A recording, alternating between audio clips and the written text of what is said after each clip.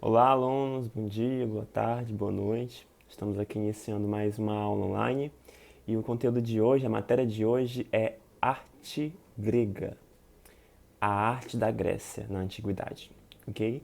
Então, nós vamos falar hoje sobre uma sociedade que tem nos influenciado até o dia de hoje, né?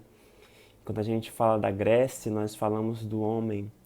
Podemos até fazer alguns links com alguns períodos, né, artísticos posteriores, como o Renascimento e como o Neoclassicismo, que todos eles trazem uma influência muito grande da Grécia, não é isso? E hoje a gente vai começar a falar sobre essa sociedade. E quando a gente vai ver a Grécia, nós temos que olhar para o que vem antes dela e também o que vem depois, né? E o período grego da antiguidade, o Império Grego, né, ele vem muito fortalecido pelo homem, né? Enquanto na arte egípcia, no Egito, né, nós tínhamos o homem preocupado com os deuses, porque eles se preocupavam muito com a vida posterior, né? Nós vemos as pirâmides que fazem um reflexo disso, a gente já estudou essa matéria. Então, enquanto o homem egípcio estava preocupado, né, com a pós-vida, com agradar os deuses, com tudo isso, o homem grego ele vai dizer que a medida de tudo é si mesmo. Nós vamos ter um período antropocêntrico, né, o homem no centro. Por mais que ainda a Grécia tenha sido uma civilização politeísta, nós temos ainda os deuses, mas diferente do Egito, né? Nós temos os deuses diferentes do Egito porque os deuses da Grécia, eles são seres normais, com com caráteres de mudança, pessoas que têm seus defeitos, às vezes são vaidosos, às vezes são mortíferos, às vezes são bons, mas às vezes são malignos e planejam o mal. Então nós temos os deuses com caráteres humanos, características humanas no caso, né? Então nós temos uns deuses humanizados. Os deuses da Grécia, eles não são deuses onipotentes, infalíveis. Pelo contrário, ele tem suas fraquezas, né? E o grego, né, a gente vai ver também que a filosofia nasce ali na Grécia, Platão, Aristóteles, Sócrates, enfim, esses filósofos que vão ser uns discípulos outros, né, alguns divergem de suas ideias, mas nós vemos que a filosofia também ela nasce ali na Grécia. Então, uma das principais características dos gregos enquanto civilização é a razão, né? E eles vão ter uma tríade de pensamento. E vocês podem anotar aí no caderninho de vocês. Essa tríade é composta pela beleza, pela justiça e pela verdade. Os gregos acreditavam que essas três coisas eram essenciais. A beleza é a harmonia de todas as coisas. Então eles vão se preocupar muito com a beleza, né? Nós vamos ver nas suas obras de arte, pinturas, esculturas, entre outras manifestações artísticas. E é como se as três completassem uma a outra. Por exemplo, a beleza só pode ser bela se ela for justa e verdadeira, né? Quando a gente fala de verdade, a gente está falando de realidade, né? E de veracidade, de algo realista no sentido da palavra, né? Uma coisa só pode ser justa se ela for bela e se ela for verdadeira. E uma coisa só pode ser verdade se ela for bela e justa. Então nós temos esses três nomes que caracterizam muito a civilização da Grécia Antiga, ok? Vale lembrar também que nós temos ali o surgimento das primeiras cidades, né, as polis. Ali na Grécia nasce a democracia. Então nós temos as polis, as cidades e um governo democrático, né, regendo toda a civilização. Nós entendemos também que uma das características da arte grega é muito voltado à escultura mais do que à pintura.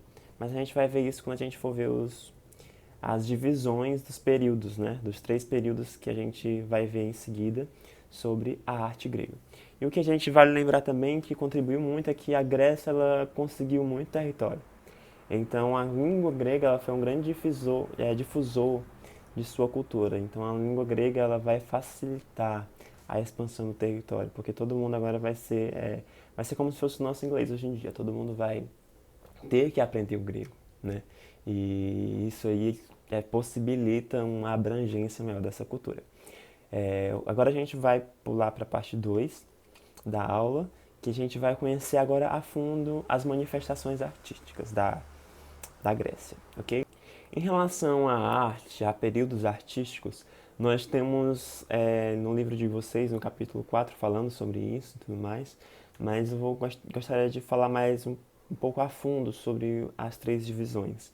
Nós temos o período arcaico, o período clássico e o período helenístico, ok? Essas são as três divisões de períodos artísticos da Grécia, né? E nós vamos falar um por um, é o tema da aula de hoje, a Grécia, os períodos arcaico, clássico e helenístico, né? Então nós vamos primeiro para o período arcaico. O período arcaico ele vai aproximadamente de 800 anos a 480 antes de Cristo, né? E nós temos aqui um período de transição de técnicas. Vale lembrar que a palavra arte não existia ainda na Grécia, né? E eles tinham um nomezinho chamado tech. Eles chamavam isso técnica, que era como se fosse, o significado era habilidades. Então a arte estaria ligada às habilidades pessoais dos indivíduos, né? E nós temos aqui nesse período arcaico, vamos trabalhar as esculturas, que eram um dos principais as principais manifestações gregas. Nós temos também a pintura e a arquitetura, ok? A gente vai trabalhar isso nos três períodos. E no período arcaico nós temos as esculturas chamadas couros, que são uma espécie de homens, atletas, adolescentes, geralmente, né, que eles fazendo uma analogia às Olimpíadas também, aos esportes. Então, couros são retratações, são retratos de jovens que estão. Alguns dizem, né, que eles tinham, nesse período de jogos, eles tinham um pentáculo, que eram 5 atividades que eles passavam, e quem conseguia passar por esses 5 níveis de atividade, eles ganhavam uma escultura, né? Então, o couros é a retratação do homem. Como vocês vão ver aqui do lado na imagem, o couro, os couros eles ainda vão ter muito traços da arte egípcia, né? Por exemplo, eles vão ser seres que estão estáticos, eles não têm movimento. Vocês podem ver que há muita parte do corpo que são angulares, né? Que não trazem uma sensação de elasticidade de músculos ou algo do tipo, né? E vocês podem ver assim que é bem simétrico e a postura deles também é bem erética, né? É bem parecido com o egípcio. A gente vai colocar aqui uma imagem para vocês do lado. Comparações, né? O sarcógrafo. Nós temos aqui também uma imagem que eu vou colocar aqui, que é quatro estátuas, esculturas, para vocês verem um pouco também dessa modificação com o tempo, né? E vale lembrar que também existiam as esculturas de mulheres, né? Mas alguns perguntam por que os homens eram tratados de forma nu, né? Eles eram esculpidos nu, porque a nudez naquele período, pessoal, elas não tinham o mesmo valor que hoje temos, né? Vale lembrar que a nudez era algo normal para eles, né? A nudez vai ter o seu caráter de vergonha, de se esconder a partir do cristianismo, né? Ali depois de Cristo, a igreja, o cristianismo e tudo mais. Mas para a sociedade grega era normal a nudez, era algo simples, singelo, e muitas pessoas tinham assim um desejo de mostrar a sua nudez. Então, geralmente os jogos retratados aqui nas esculturas pelos seus atletas, eles eram geralmente nus, né? Os jogadores, os atletas jogavam nus. E por isso também que as esculturas também eram de corpos nus. E as mulheres também, elas eram esculpidas, mas também não nuas. Elas eram mais vestidas. E vale lembrar que eu estou mostrando aqui uma imagem, né? Que não era apenas dessa cor. Não era uma cor única. Não era uniforme a sua cor, né? Mas era policromática. Nós temos a junção de várias cores. Mas com o tempo essa cor vai desgastando, né? Ficando até chegar a essa tonalidade aí que você não pode nem ver nenhum resquícios de um de cor. Mas tinha detalhes nos vestidos, né? E vocês podem ver também que as mulheres têm um corpo bem estático. Os detalhes são mínimos também, né? Vê tudo isso aí nas esculturas tanto dos homens como das mulheres. Em relação às pinturas da Grécia, eu vou colocar uma aqui para vocês, que ela faz referência, ela tem uma filazinha indiana, como vocês podem ver, e ela faz referência a sacrifícios daquela época, né? Então vocês podem ver que elas mudaram em questão ao Egito, né? Nós não temos a lei da frontalidade, mas se vocês forem observar bem nos olhos, nós ainda temos o olho de frente, né? O olho que é desenhado por completo na lateral do rosto. Então ainda há alguns traços ainda que são evidentes na cultura grega, herança da egípcia. E aí a gente vê essas pinturas. A pintura não foi o grande forte da Grécia, ok? O grande forte da Grécia, como eu havia falado, foram as esculturas. E aí nós temos essa pintura aí, numa parede, um afresco, e retrata aí o sacrifício. E vocês podem ver aí que ainda é algo bem pouco desenvolvido, né? Pouco desenvolvido nesse período arcaico. E outra coisa que eu gostaria de falar era sobre a arquitetura. Nós vimos isso bem forte na Grécia em relação aos templos e também vimos no Egito, né? Nós temos as pirâmides, as esfinges, tudo isso muito com cunho religioso. E nós vamos agora para a Grécia, com um templo bem menor, mais proporcional ao homem, né? O homem vai ser a medida de todas as coisas. Então nós temos o templo, hoje a gente vai citar aqui com um período arcaico, o templo Partenon, tá certo? Era um templo que ficava na Acrópole, e a Acrópole era o ponto mais alto da sociedade, né? Era como se fosse nos topos da montanha. E aí vocês podem ver esse templo aí nas suas colunas. Vou mostrar aqui uma imagem para vocês também. Vocês podem ver que o capitel, a parte que fica acima da coluna, ela era bem simples, né? Não tinha muito detalhe. E aí esse capitel dessa coluna ele vai ser chamado de capitel dórico, ok? E nós vamos ver nos próximos períodos que esse capitel ele vai sendo mais adornado. E aí nós temos as colunas grossas, né? Vocês podem ver aí, ó, nos templos. Aí vocês olham assim, René, o templo era assim, só as colunas e tudo mais. Não, pessoal, porque com o tempo, né, o telhado tinha madeira, tinha pedras, provavelmente deve ter incendiado, ou caído, ou quebrado, e ficou esses pequenos registros aí. Mas eu vou colocar aqui uma imagenzinha para vocês, de como ele era realmente, né? E esse Partenon, ele era em homenagem à deusa Atenas, né? Que era a protetora da cidade, aquela que protegia, ok? E aí vocês podem ver que na frente o templo é como se fosse uma casinha, né? Um retângulo e em cima um triângulo. E nesse triângulo vocês vão poder ver aí alguns detalhes de esculturas, né? Eram uns frontões, ok? Os frontões eles eram geralmente detalhados com esculturas e geralmente faziam alusão a algum período de guerra ou algo do tipo, ok? Agora nós vamos para o período clássico, neoclassicista, né? Que a gente vai ver lá depois em 1800. E o período clássico ele vai trazer uma evolução do período arcaico, ok? Quando a gente fala de clássico, a gente vai ter uma ideia, voltando para a nossa base, né? Que era mais ou menos de 510 a mais ou menos 323 a.C. Datas que podem mudar de acordo com o livro, ou algumas pesquisas, porque a gente não tem muito ao certo a veracidade desses fatos, ok? Mas nós vamos ter algo diferente nas esculturas, e que isso vai ficar bem visível quando eu mostrar aqui a imagem para vocês. Nós temos a imagem aqui do díscolo, que é uma escultura de um atleta jogando seu disco, né? Vocês podem ver algo totalmente diferente do período arcaico, né? Onde o ser era estátil. Agora nós temos um atleta se movimentando, né? Se equilibrando ali. Nós temos um contrapeso que isso favorecia muito a esse movimento, que é quando eu tiro o sustento dos dois pés e coloco apenas em um. Então esse é um contrapeso que favorecia os músculos, os ângulos distorcidos que davam ideia mais de movimento, ok? Então, no período clássico nós temos o movimento. O movimento vai reinar nas esculturas. Nós vamos ter esculturas totalmente diferentes das egípcias e totalmente diferentes do período arcaico grego, ok? Outra escultura que eu vou mostrar para vocês agora é de Apolo.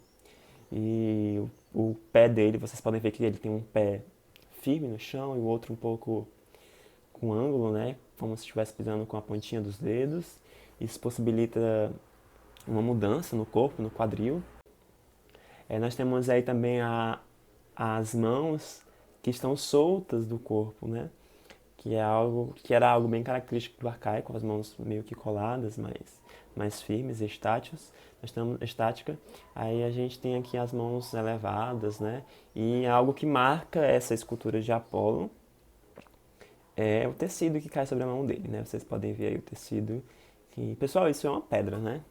Então, você fazer uma pedra parecer com um tecido é um trabalho dificílimo, né? Por isso que era chamado de técnica, é uma habilidade para poucos.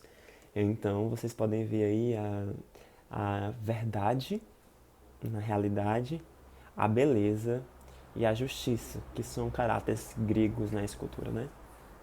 Falando de pintura, eu vou mostrar uma pintura para vocês, que é um afresco também de uma parede, tá certo? Vocês podem ver que são homens como sentados em sofás, né, aí. E na mão deles tem como se fossem umas taças, ok? Eles chamavam de quilis. Quilis. Quilis são como se fossem taças, cálices, quilis. Que veio da origem depois desse nome. E eram cheios de vinho. E era um jogo que eles faziam antigamente, que eles pegavam, seguravam com o dedo, jogava o líquido para frente para bater, acertar em um alvo no meio deles. Então eles faziam lá as competições entre os homens, né? E era algo bem prazeroso, vocês vão ver aí pelas imagens, né? E deixando bem claro que a imagem aí também não é tão realista, né? Como nós temos os quadros no período da Renascença, mas nós temos aí já uma pequena evolução. Porque se vocês forem olhar os olhos deles, já não estão igual os egípcios, né? Nós temos os olhos agora de lado, não os de frente, né? E em questão da arquitetura, nós temos os templos, né? Mais uma vez eu vou citar outro templo aqui, vocês podem ver a diferença que tem do primeiro templo que eu mostrei, do Partenon, né? Na arte arcaica, né? Que tinham os capitéis dóricos. Nós vamos agora ver as colunas bem mais alongadas, né? E nós vamos também ver que os capitéis agora eles vão ser de uma outra forma. E vocês podem observar que os detalhes são bem maiores, né? E eles são denominados de capitéis jônicos, ok? Vocês podem ver que são aqueles capitéis com as voltinhas. Vou mostrar aqui na imagem para vocês, para ficar melhor de vocês enxergarem, ok? E dos três períodos, agora nós vamos para o período helenístico. Nós vimos o arcaico, o clássico e o helenístico. E vocês já devem supor como devem ser as esculturas, né? Helenísticas, os templos, né? E tudo mais que envolve a Grécia. Lembrando que esse período helenístico, pessoal, ele recebe esse nome porque tinha uma cidade chamada, na Grécia, uma das maiores cidades, né? Mais fortes, chamada Elad. E esse povo dessa cidade se chamavam os helenos, né? E aí, esse período ele é um período de muitas incertezas para a Grécia. É um período de muito medo, de muita angústia, porque nós temos no final do período clássico, por volta de 350, mais ou menos, já no início do período helenístico, a morte de Alexandre, né? E aí, após a morte de Alexandre, nós vamos ver a Grécia governada por alguns generais, né? E aí isso não vai muito bem com a Grécia, e vocês vão ver posteriormente que a Roma vai crescendo, né? E é o nosso próximo assunto, a Roma, depois da Grécia. Mas a gente vai ver que nesse período helenístico as esculturas elas ganham movimento, elas não são mais estáteis, né? E agora elas começam a ser pura expressão, ok? Porque quando a gente via as esculturas antes do período helenístico, elas não tinham sensibilidade, né, facial, ok? Por exemplo, quando uma pessoa estava triste, ela ficava. Quando uma pessoa ficava feliz, ela ficava. Quando a pessoa ficava com medo, ela ficava. Então elas tinham uma cara meio de pastel para todo mundo, entendeu? Então, o período helenístico, nós vamos ter agora a singeleza da cara. Nós vamos ter expressões faciais com harmonia com o corpo. E eu vou mostrar uma para vocês que se chama A Cena de Guerra em Pérgamo, ok? E o Soldado Suicida. Vocês podem observar nessa imagem uma escultura muito bem elaborada, né? O soldado estava perdendo a batalha, teve que matar a sua mulher e depois se matou, cometeu suicídio, né? Vocês podem ver que o corpo, a história, né? Vocês podem ver que ele passa um certo sentimento. Por mais que o rosto da mulher dele não esteja, oh, morri, né? E o dele não esteja tão forte, mas vocês veem que o conjunto ele está começando a ter uma forma dramática, né? E é justamente nesse período que também vai surgir o teatro, ok? Que é o assunto da nossa próxima aula. O teatro vai surgir quando os homens se libertam, por causa que a embriaguez, a festa do deus Dionísio, né? Vão trazer uma liberdade e aí o teatro começa a surgir. A gente vai falar sobre os teatros também na próxima aula, né? O complemento dessa aula de hoje. Então, nós vamos ver o homem com mais expressão. Outra escultura que eu já tem no livro de vocês, se não me engano, na página 8 do capítulo 4, Laoconte, que era servo de Apolo, ok? Laoconte, ele foi falar... Laoconte foi falar pro pessoal de Troia sobre o cavalo, né? E Apolo ficou muito chateado e castigou ele. E fez com que saísse serpentes do mar. E essas serpentes, essas cobras, começaram a matar o seu filho, né? E ele saiu correndo, tentando salvar os seus filhos. E aquele desespero de alma e tudo mais. Aí vocês veem, pá, essa imagem. E vocês podem ver que a cara de Laoconte, vocês podem ver que é uma expressão de terror, de medo, de angústia, de sofrimento, de pânico, né? E vocês podem ver que os seus filhos são bem pouco simétricos em relação a ele, né? Mas que o desespero está muito presente, né? Essa dramaticidade, essa questão de se entregar. Então, toda a obra, toda a escultura, ela é expressão. Então, basicamente, o período arcaico, clássico, helenístico é essa evolução, ok? E o templo, por último, para terminar, o templo agora do período helenístico, nós vamos ver os capitéis das colunas bem mais finos e longos, mas com detalhes, mais detalhes que os capitéis jônicos, ok? E vocês podem ver aí que são como se fossem umas folhinhas. Essas folhinhas que tem no capitel, chamado de capitel coríntio, tá certo? E vocês podem ver que essas folhas, né, que são do capitel coríntio do período helenístico, elas são folhas de acanto, flores simples. Eu vou colocar aqui uma imagem para vocês que existiam na Grécia e fazem parte das colunas gregas, ok? Eu espero que tenha ficado claro. Na nossa próxima aula a gente não vai se livrar ainda da Grécia, ok? Nós vamos falar um pouco mais da Grécia em questão de teatro, em questão de música, ok?